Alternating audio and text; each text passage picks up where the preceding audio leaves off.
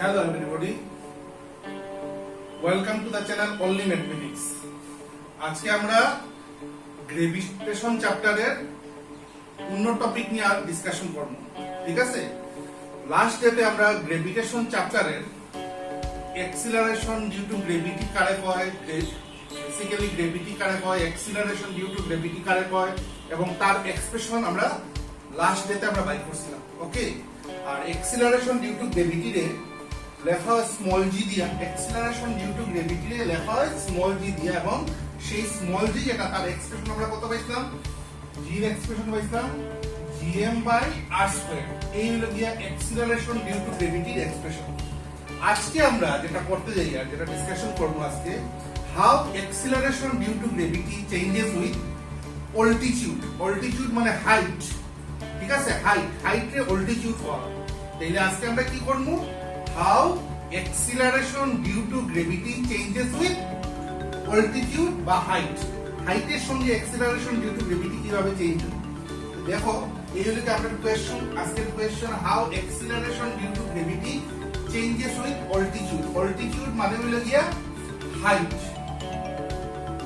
ওকে, এখন দেখো আমরা ছবি একটা আঁকছি। এই হলো গিয়া আর্থ, পৃথিবীটা, এই পৃথিবী, এই হলো গিয়া পৃথিবীর রেডিয়াস। পৃথিবীর রেডিয়াস রে আমরা ক্যাপিটাল আর দিয়া মার্ক করছি। এটা হলো গিয়া আর্থের সেন্টার। এই পুরা বড় বল যেটা আঁকছি, এটা বড় স্ফিয়ার যেটা আঁকছি, এই পুরা স্ফিয়ারটাতে আর্থ হইছে। আর্থের মাস হলো গিয়া ক্যাপিটাল এম। ওকে, আর আর্থের সারফেসে দেখো, আর্থের সারফেসে দেখো একটা বডি আছে, আর্থের সারফেসে একটা বডি আছে, সেই বডিটার মাস হইল গিয়ে স্মল এম। ঠিক আছে, যখন বডিটা আর্থের সারফেসে থাকে, যখন যে কোনো একটা বডি যখন আর্থের সারফেসে থাকে, তখন অ্যাক্সিলারেশন ডিউ টু গ্রেভিটিতে আমরা স্মল জি দিয়ে ডিনোট করি। তখন অ্যাক্সিলারেশন ডিউ টু গ্রেভিটিতে আমরা স্মল জি দিয়ে ডিনোট করি। ওকে, যখন সারফেসে থাকে, আর্থের সারফেসে যদি কোনো একটা বডি থাকে, তখন অ্যাক্সিলারেশন ডিউ টু গ্রেভিটিতে আমরা মার্ক করি স্মল জি দিয়ে। তখন দেখো সেই বডিটারে আমরা উপরে উঠাইছি, সেই বডিটারে আমরা উপরে উঠাইছি। কত হাইট উপরে উঠাইছি, স্মল এইচ। কতখানি হাইট উপরে উঠাইছি আমরা, স্মল এইচ। বডিটা যখন উপরে গেল, তখন অ্যাক্সিলারেশন ডিউ টু গ্রেভিটির নাম দিলাম জিএইচ। আর যখন সারফেসও আসলো, তখন তার নাম আসলো জি। আর যখন বডিটা উপরে গেল, কত হাইট উপরে গেছে, এইচ হাইট যখন উপরে গেছে, তখন অ্যাক্সিলারেশন ডিউ টু গ্রেভিটির নাম আমরা দিছি জি সাফিক্সে এইচ। জি সাফিক্সে এইচ। তখন আমরা দেখি যে উপরে উঠলে পরে বডিটা যখন উপরে উঠছে, তখন অ্যাক্সিলারেশন ডিউ টু গ্রেভিটিটা কমছে না বাড়ছে, চেঞ্জ কিরকম হয়েছে, হাউ চেঞ্জ হয়েছে, মানে অ্যাক্সিলারেশন ডিউ টু গ্রেভিটিটা বাড়ছে না কমছে, জি বড় না জিএইচ বড়। উপরে উঠলে বডিটা যখন উপরে উঠেছে, একটা বডিটারে যখন আমরা একটু উপরে উঠাইছি, এইচ হাইট উপরে উঠাইছি, তখন অ্যাক্সিলারেশন ডিউ টু গ্রেভিটির নাম দিছি জিএইচ। আর যখন সারফেসও আসতো, তখন তার নাম জি। আমরা আজকে চেক করবো জি বড় না জিএইচ বড়। মানে উপরে গেলে হাইট উপরে যদি একটা বডি যায়, এইচ হাইট উপরে যদি বডি যায়, তখন অ্যাক্সিলারেশন ডিউ টু গ্রেভিটিটা সমান রইছে, বাড়ছে না কমছে, আমরা এখন চেক করব। ম্যাথমেটিক্যালি আমরা চেক করব। আমরা একটা জানি, যখন সারফেসও থাকে, একটা বডি যখন সারফেসও থাকে, আর সারফেসও আর্থের সারফেসও, তখন অ্যাক্সিলারেশন ডিউ টু গ্রেভিটিটা আমরা স্মল জি দিয়ে লিখি। আর তার এক্সপ্রেশন আমরা পাইতাম gm/r²। ওকে, লাস্ট ডেতে আমরা পাইছি যে যখন একটা বডি আর্থের সারফেসে থাকে, তখন অ্যাক্সিলারেশন ডিউ টু গ্রেভিটির নাম আমরা জি দিয়ে লিখছি এবং তার এক্সপ্রেশন হলো gm/r²। ওকে, জি জানো তোমরা, ইউনিভার্সাল গ্র্যাভিটেশনাল কনস্ট্যান্ট। এম হলো মাস অফ দা আর্থ আর আর হলো রেডিয়াস অফ দা আর্থ। আর যখন উপরের হাইটে গেল, কতখানি হাইট উপরে গেছে, এইচ হাইট উপরে গেছে, তখন অ্যাক্সিলারেশন ডিউ টু গ্র্যাভিটির নাম বলতে কি তাই জিএইচ। আর তখন তার এক্সপ্রেশনটা কি তাই GM.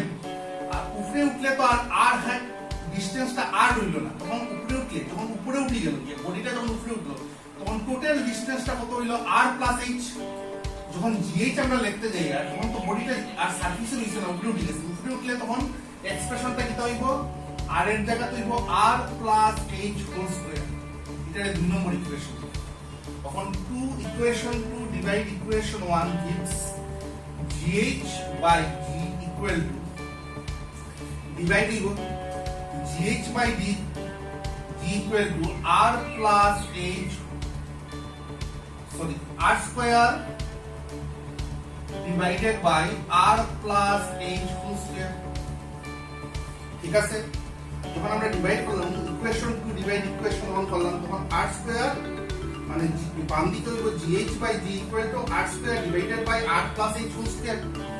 That implies gh by g equal to ডাইন দিকের উপর আর নিচে আমরা r স্কয়ার দিয়ে ডিভাইড করলাম।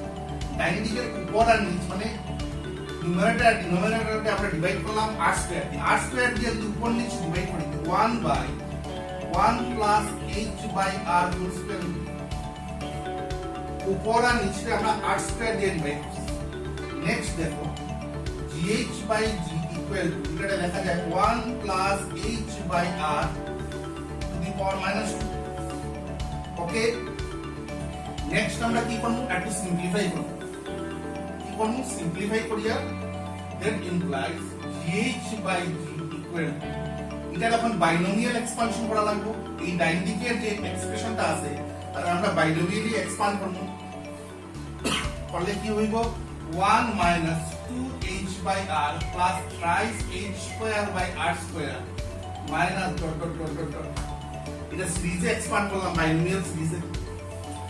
এরপরে কি হইব নেক্সট স্টেপে দেখো যে ছবিটা আসলো r এর তুলনায় h টা অনেক ছোট, r এর তুলনায় r অনেক বড় কার থেকে h থেকে r টা অনেক বড় h থেকে, তাহলে r স্কয়ার টার্মটা অনেক বেশি বড় হয়ে দিব h স্কয়ার।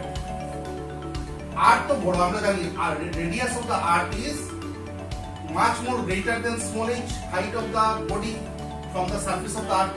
তাহলে r যদি বড় হয় h থেকে তাহলে r স্কয়ার টার্মটা অনেক বড় হয়ে দিব h স্কয়ার থেকে, তাহলে এই টার্মটা নেগলিজিবল দিব। এই টার্মটা কি তাহলে দিব নেগলিজিবল দিব। নেগলিজিবল যদি হয়ে যায় দিয়া বাকি টার্মগুলো নেগলেক্ট হইব, তাহলে থাকবো কিনা gh by v equal to 1 minus twice h by r। বাকি টার্মগুলোরে নেগলেক্ট কেন করছি, এরা এত ছোট হইব, বাকি টার্মগুলো এত ছোট হইব এগুলারে রাখিয়া লাভ নাই, খালি খারে রাখছি এই 1 minus 2h by r। That implies gh equal to g into 1 minus 2h by r। Okay, that implies gh equal to এটা যদি আমরা ব্র্যাকেটটা তুলি g minus 2h by r। Okay, এখন দেখো এই বাইরে গেল কি gh এর এক্সপ্রেশন। gh টা কিটা expression of acceleration due to gravity at height h, expression of acceleration due to gravity at height h। আরেকটা লাইন লেখা যায় এখান থেকে g equal to gh plus 2gh by r। Okay, লেখা যায় তাইলে দেখো g বড় না gh বড়, gh এর লগে একটা টার্ম প্লাস হইয়া gh এর লগে একটা টার্ম প্লাস হইয়া g হইছে, g একলা আর এরা দুইটাই মিলিয়া দুইটা টার্ম মিলিয়া g সমান, দুইটা টার্ম মিলিয়া g সমান। আমি एग्जांपल হিসেবে বলি, মনে করো এটা 2 ডাইন দিকেরটা 3 ইকুয়াল টু 5। কে বড় হইলো, 2 বড় না 5 বড়? এটারে ধরছি আমরা উদাহরণে লিখা দিলাম g রে 5 ধরলাম, gh রে 2 ধরলাম, ও টার্মটারে ধরলাম হলো গিয়া 3। এর কে বড় হইলো, gh রে 2 ধরলাম, এই টার্মটারে 3 ধরছি, এই টার্মটারে 5 ধরছি, এই টার্মটারে 2 ধরছি, এই টার্মটারে 5 দিলে g বড় হইলো না gh বড় হইলো? অবভিয়াসলি g বড়, g বড় গ্রেটার দেন gh।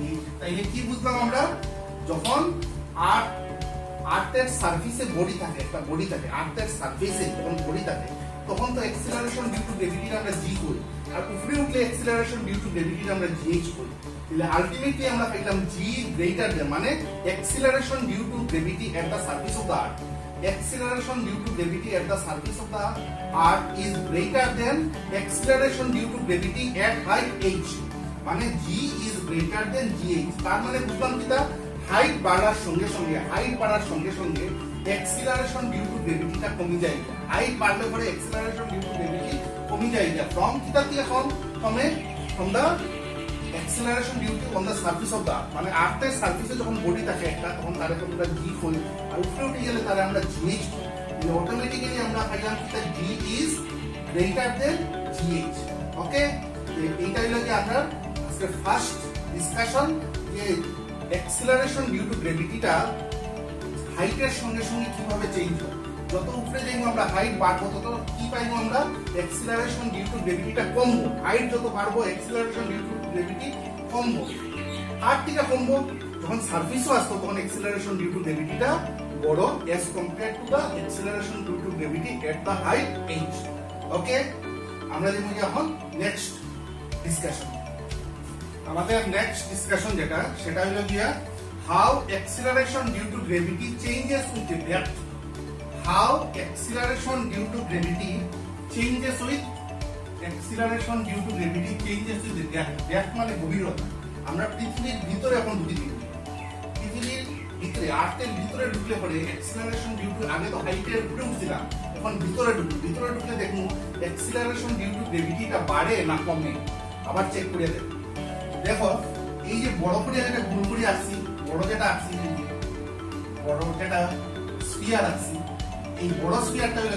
আর্থ তার মাস হলো ক্যাপিটাল একটা বডি প্রথমে তার সারফেসও আছে যে কোনো বডি মনে করে এই পেনটাই তার সারফেসও আছে যখন সারফেসও আসতো তখন acceleration due to গ্র্যাভিটিটা small tea হইছে আর্থের সারফেসও থাকলে অ্যাক্সিলারেশন ডিউ টু গ্র্যাভিটিটা আমরা স্মল টি হই এরপরে সেই বডিটাকে আমরা ভিতরে ঢুকে গেছি আর্থের ভিতরে গর্ত করে ভিতরে গেছি কতখানি ভিতরে গেছি ডি ডিসটেন্স কতখানি ডেপথে ভিতরে গেছি কতখানি ডেপথ আমরা ভিতরে গেছি ডি স্মল ডি ডেপথ দেখে আগে হাইট দেখে এইচ লিখছিলাম এখন ভিতরে গেছে ডেপথ দেখে ডি লিখছি ভিতরে যখন গেছে তখন বডিটা এই পজিশনে আইছে তখন অ্যাক্সিলারেশন ডিউ টু গ্র্যাভিটির নাম জি সাফিক্সে ডি দিছে আগে যখন উপরে উঠছিল জি সাফিক্সে এইচ লিখছিলাম অ্যাক্সিলারেশন ডিউ টু গ্র্যাভিটি এখন যেহেতু ভিতরে গেছে তাইলে ভিতরে যাওয়ার পরে অ্যাক্সিলারেশন ডিউ টু গ্র্যাভিটির নাম হইছে জি সাফিক্সে ডি এখন দেখো ভিতরে যাওয়ার পরে ভিতরে এই পোরশন পৃথিবীর এই পোরশনে এখন বডিটা অ্যাট্রাক্ট করবে কারণ যখন সারফেসও আসতো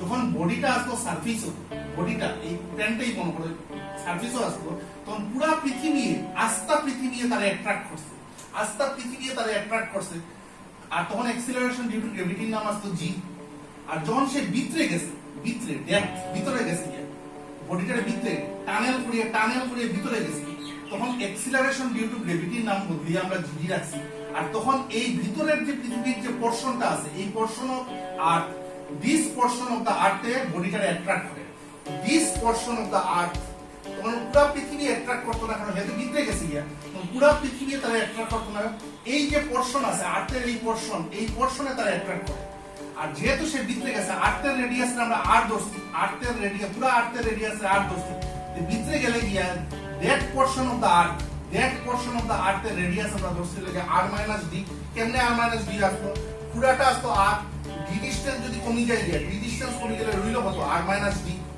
ও হইল কি আর্থের সেন্টার আর ভিতরের যে পৃথিবী যেটা আছে বা that portion of the earth তার মাস ধরছি আমরা m ড্যাশ তার মাস ধরছি m ড্যাশ ওকে আর আরেকটা জিনিস আমরা জানি পৃথিবী তো একটা স্ফিয়ার আর্থ ইজ এ স্ফিয়ারের আমরা কি বাই করব মাস বাই করব দেখবা একটু করে আমরা মাস বাই করব আর ভিতরে যে পৃথিবী দ্যাট পোরশন অফ দা পৃথিবী ভিতরের যে পৃথিবীটা ওই যে দ্যাট পোরশনে যেটা বডি অ্যাট্রাক্ট করে তার মাসকে আমরা ধরছি m ড্যাশ মাসে আমরা লেখা যায় m ড্যাশে লেখা যায় ভলিউম ইনটু ডেনসিটি মাসে আমরা লিখতে পারি ভলিউম ইনটু ডেনসিটি m ড্যাশের কথা ভিতরের পৃথিবী এই পোরশনটার কথা বলি আর তো একটা sphere that portion is also a sphere sphere হলে ভলিউমের ফর্মুলা হইব 4/3 পাই রেডিয়াস কত r - d হোল কিউব আর ডেনসিটির রো দিলাম ডেনসিটির নাম দিলাম rho is the average density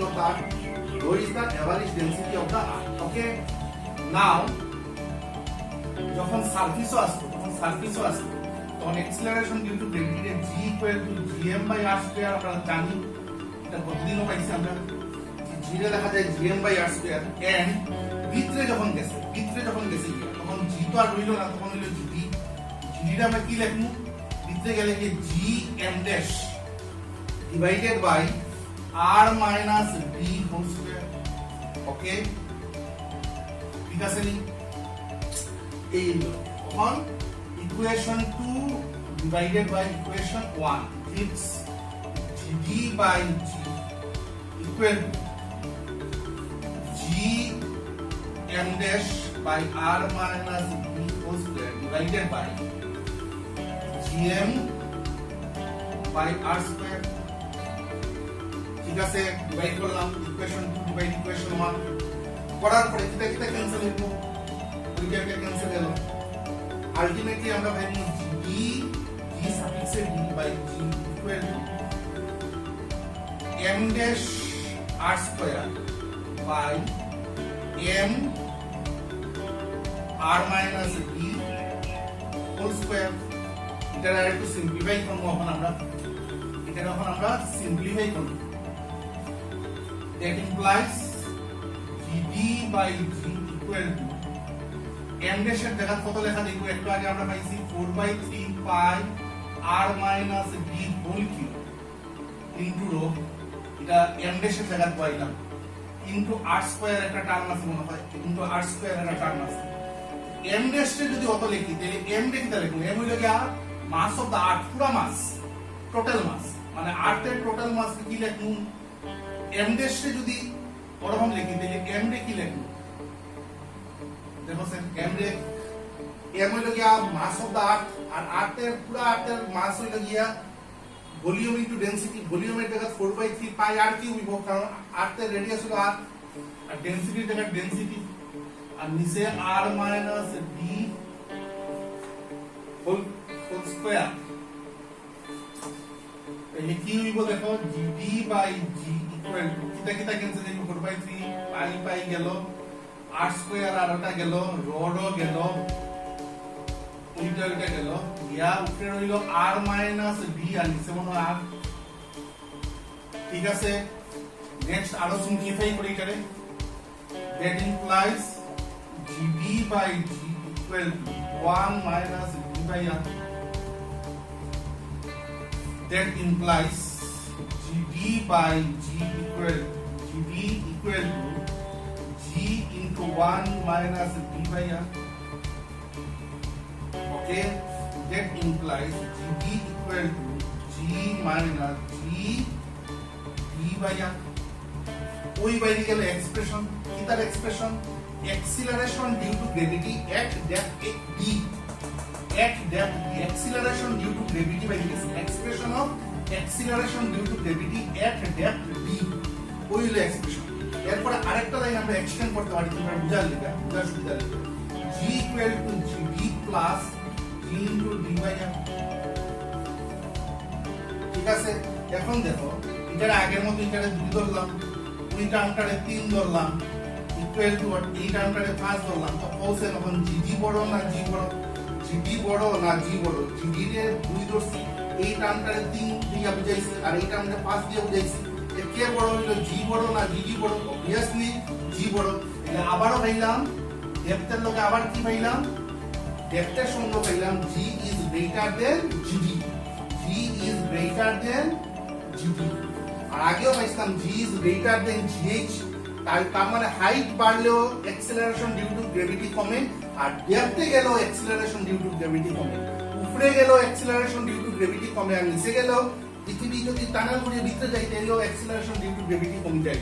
তাইলে acceleration due to gravity maximum কোন জায়গাতে, on the surface of the, acceleration due to gravity is maximum on the surface of the earth.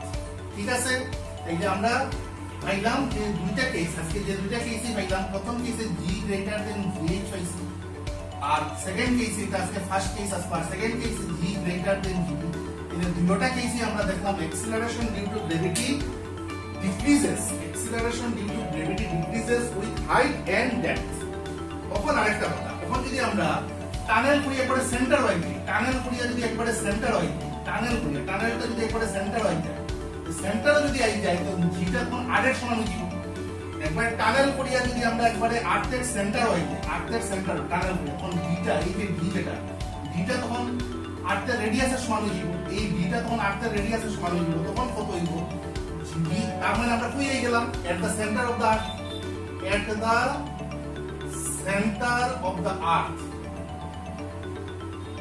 কার সেন্টার আই গেছে, আর্থের সেন্টার, টানেল করি আমরা আর্থের সেন্টার আই গেছে, আর্থের সেন্টার আইলে ডিটা আর এর সমান দিব, তখন জি মাইনাস জি আর বাই আর দিব, ডিটা তখন আর এর সমান, ক্যান্সেল যদি করি তাহলে G equal to G minus G equal to 0। তার মানে acceleration due to gravity at the center of the earth is 0. Acceleration due to gravity at the center of the earth is 0. আর acceleration due to যদি সেন্টারে 0 হয় তাইলে আমরা কইব weight is also weight মানে mg লিখি না আমরা weight কে কি লিখি mg আর আর্থের সেন্টারে গেলে কি mg লিখতাম না আর্থের সেন্টারে গেলে mg লিখি আর্থের সেন্টারে যদি যাই গিয়া তাইলে কত লিখমু mg লিখমু weight রে তখন weight রে mg না লিখে mg লিখি আর gd এর ভ্যালুটা এইমাত্র পাইছি 0 তাইলে weight কত হয়ে যাব 0 তাইলে আমরা কি কইমু যে আর্থের সেন্টারে যদি আমরা যাই গিয়া acceleration due to gravity হয়ে যাব 0 আর obviously যেহেতু acceleration due to gravity 0 হয়ে গেছে weight of the body at the center of the earth is also 0. ওকে এই গেল আমরা দুইটা ডিসকাশন কি নিয়ে আমরা ডিসকাশন করলাম যে how acceleration due to gravity changes with height and depth. Next আমরা ইউআইব what is mass and what is weight. weight কারে হয় আর mass কারে mass হইল গিয়া amount of substance contained in a body. mass হইল গিয়া amount of substance contained in a body but it is the amount of substance. Okay, R weight is a force. weight হইল গিয়া mass হইল গিয়া actually amount of substance mass হইল গিয়া amount of substance R weight হইল গিয়া weight টা আমরা mg লিখি না mass into acceleration যদি ওইটা acceleration due to gravity তাহলে mass into acceleration এটা আসলে কি force. weight is a force given by the K provide টা কে করে earth করে যে কোনো একটা বডির উপরে কারণ weight টা কার লিগা হয় earth-এর attraction-এর লিগা earth-এর attraction-এ যে ফোর্সটা হয় that force is called weight. mass হইল কি amount of substance R weight আসলে কি force. ওকে mass into acceleration লিখতে কি হইব force হইব on দুইটার মধ্যে আর ডিফারেন্স কিটা mass সবসময় কনস্ট্যান্ট থাকে mass always remain constant. যে কোনো জায়গা দিয়ে যাও এই কলমের mass এখানে লিয়া গেল মানে হাইলাকান্দিতেও যতখানি পাইবা শিলচর লিয়া গেল mass সেম পাইবা আমেরিকা লিয়া গেল সেম পাইবা mass always remain constant. আর weight কিটা হইব weight is a force. ঠিক আছে আর weight এক এক জায়গাতে একটা হইতে পারে weight ডিপেন্ড করে তবে কেন স্যার এক এক জায়গাতে একটা কেন হইতো weight কারণ mass তো কনস্ট্যান্ট কিন্তু acceleration due to gravity একটু আগে আমরা পাইছি acceleration due to gravity হাইটের লগে চেঞ্জ হয় ডেপথের লগে চেঞ্জ হয় g যদি চেঞ্জ হয় তাহলে weight ও চেঞ্জ হবে g যদি চেঞ্জ হয় এটা যদি চেঞ্জ হয় তাহলে weight ও চেঞ্জ হবে আর এটা চেঞ্জ হতে পারে হাইটের লগে চেঞ্জ হয় ডেপথের লগে চেঞ্জ হয় তাহলে আমরা কইতে পারি acceleration due to gravity যদি চেঞ্জ হয় তাহলে weight ও চেঞ্জ হবে তো weight is a force আর এটা চেঞ্জ হইতে পারে it is not a constant quantity কিন্তু mass হলো কি amount of substance it is a constant quantity. mass মাপা হয় কমন ব্যালেন্স দিয়ে কি দিয়া কমন ব্যালেন্স আর weight মাপা হয় স্প্রিং ব্যালেন্স আরেকটা ডিফারেন্স হলো কি mass হলো কি স্কেলার কোয়ান্টিটি আর weight যেহেতু force it is a vector quantity আর mass হলো কি স্কেলার কোয়ান্টিটি. এইগুলো হলো কি basic difference between mass and weight. Okay তাহলে mass আর weight এর মধ্যে আমরা মাসটা কি কয় ওয়েটটা কি কয় কিভাবে ডিফাইন করে এবং তাদের মধ্যে ডিফারেন্স কি কি সেই নিয়ে আমরা আলোচনা করব. নেক্সট আমরা দেখব যে হোয়াট ইজ ইনার্শিয়াল মাস